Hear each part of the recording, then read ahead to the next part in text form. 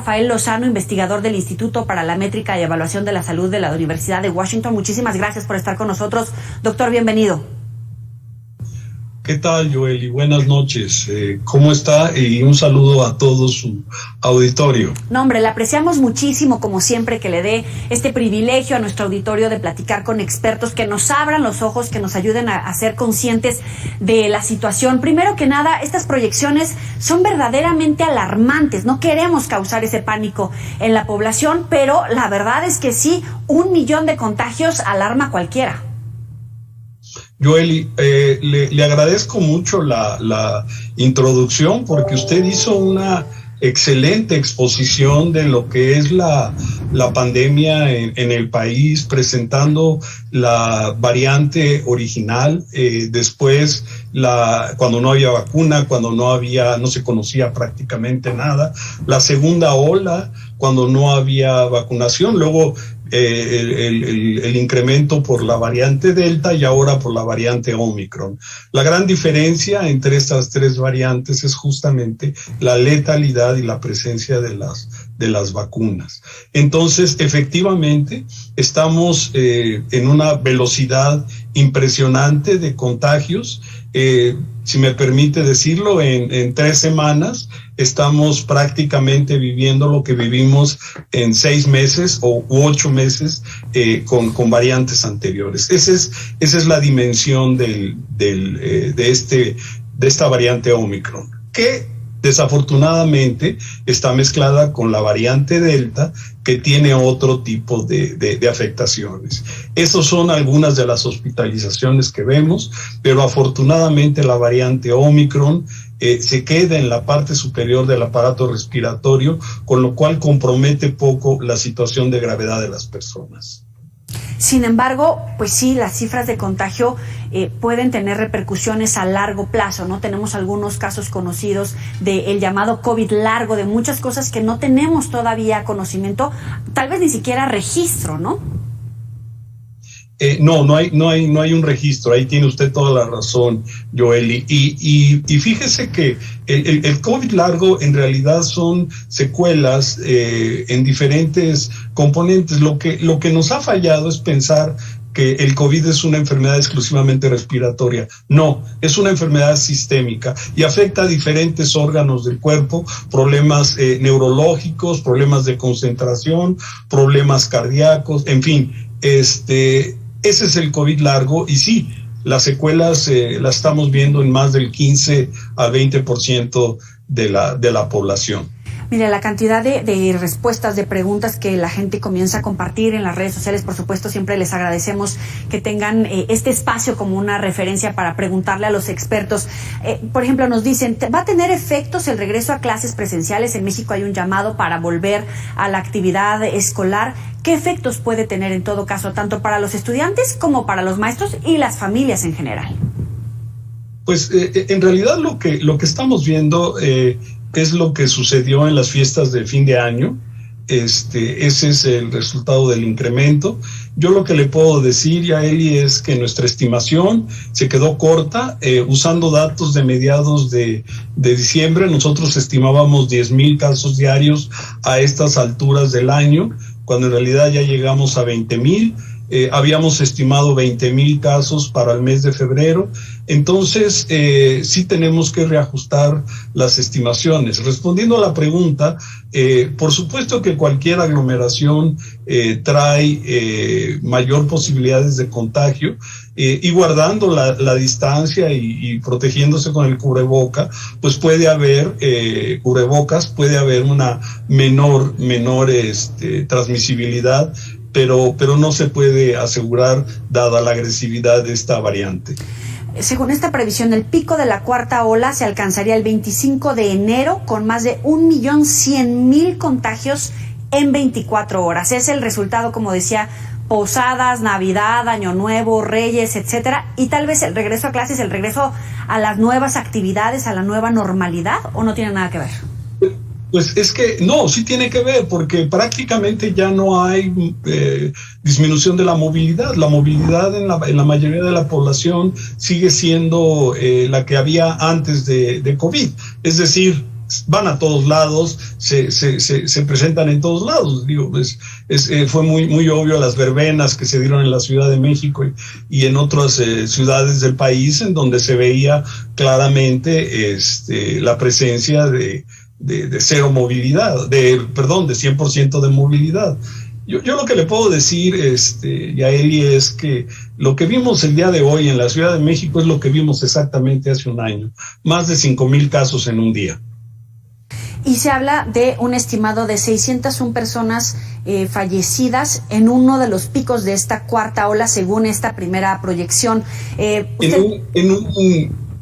un escenario muy pesimista. En un escenario optimista no supera las 250. Esa es la gran diferencia, Joely. Disculpe que la interrumpa, pero las 600 representan un escenario pesimista que siempre hay que tenerlo en mente.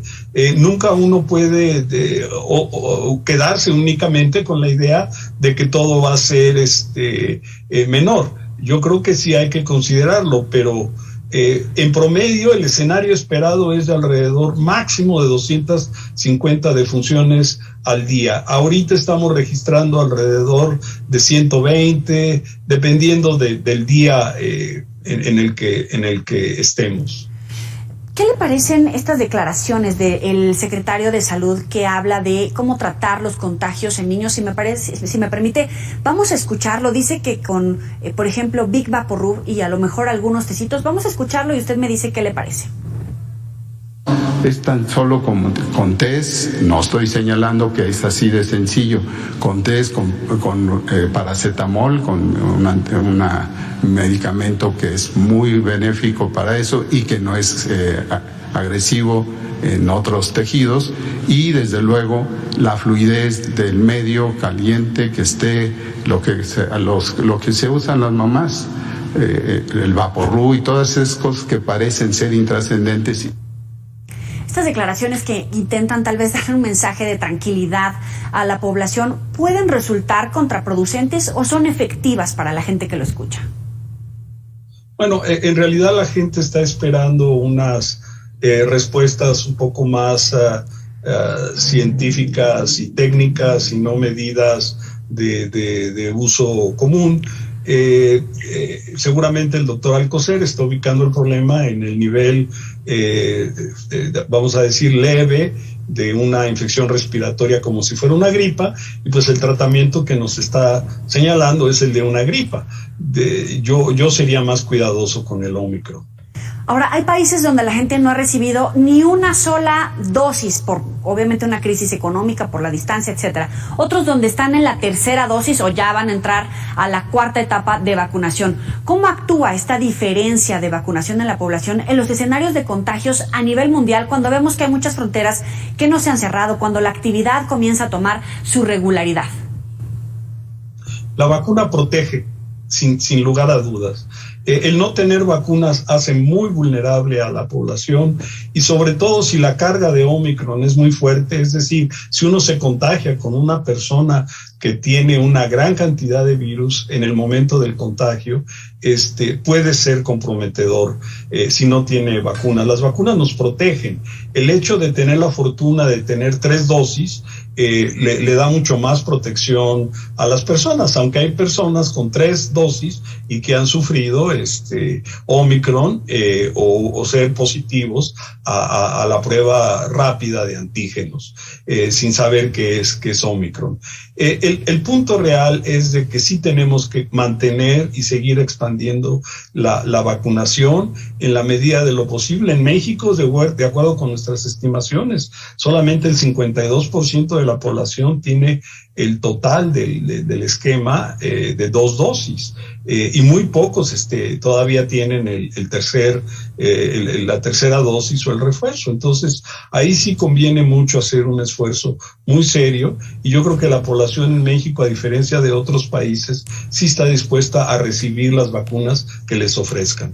Nos hace falta entonces acelerar el ritmo de vacunación, porque se habla todas las mañanas, todas las semanas, de que están llegando más vacunas, de que hay vacunas almacenadas, pero al final usted da la cifra, 50% de la población que tendría ambas dosis o el esquema completo de su vacuna. Así es. Sí, en realidad, mire, por ponerlo en palabras muy simples, la diferencia entre que se ve un avión descargando cajas de vacunas a que exactamente como vemos en la imagen la están poniendo en el brazo de alguien, hay una distancia brutal y eso es lo que tenemos que abreviar.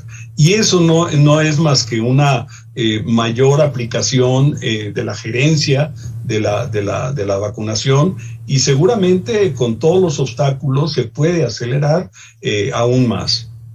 Por acá nos preguntan, ¿la variante IU podría generar un escenario más serio? Al final Omicron tiene contra las cuerdas a los Estados Unidos. ¿Qué nos puede esperar también al resto? Sí, en Estados Unidos la situación es terrible. Yo le quiero decir que en Estados Unidos 30% de la población tiene 0 vacunas, en un país en donde lo que sobran son vacunas. Eso hace muy vulnerable a este grupo. El día de ayer se registraron 1 millón de casos. Esto no se había visto desde el pico de el invierno pasado. En realidad, lo que está generando esta situación de Omicron es que está aumentando lo que sería la presencia de anticuerpos en la población. Un ejemplo se da en la Gran Bretaña. En Londres hicieron un estudio hace un año, al azar seleccionaron población y el 1% tenía presencia con PCRs, tenían presencia de SARS-CoV-2 en la variante que en ese momento era la ancestral.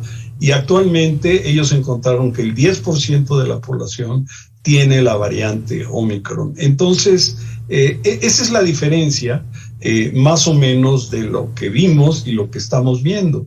Esta cantidad, si es una enfermedad leve como la estamos observando, puede tener beneficios para la población que está vacunada porque acelera mucho la inmunidad que esperaríamos tener como comunidad. No sé si es la pregunta del millón, pero la hacen reiteradamente. ¿Cuándo acabará la pandemia? Bueno, una cosa es que termine la pandemia y la enfermedad se vuelve endémica, y discúlpeme por la jerga técnica, pero quiere decir que entra en un nivel en el cual ya no se ven estos brotes, ya no se ven estos picos. Nosotros, nuestras estimaciones que pueden fallar, la estamos viendo en una estabilidad alrededor del verano de 2022. La estabilidad podría llegar en el verano del 2022. Con eso nos quedamos. Doctor Rafael Lozano, como siempre, un privilegio tenerlo para el auditorio de Mega Noticias. Feliz año. Muchas gracias, Joely, y un saludo, como siempre. Igualmente, le mando un abrazo, muchísimas gracias.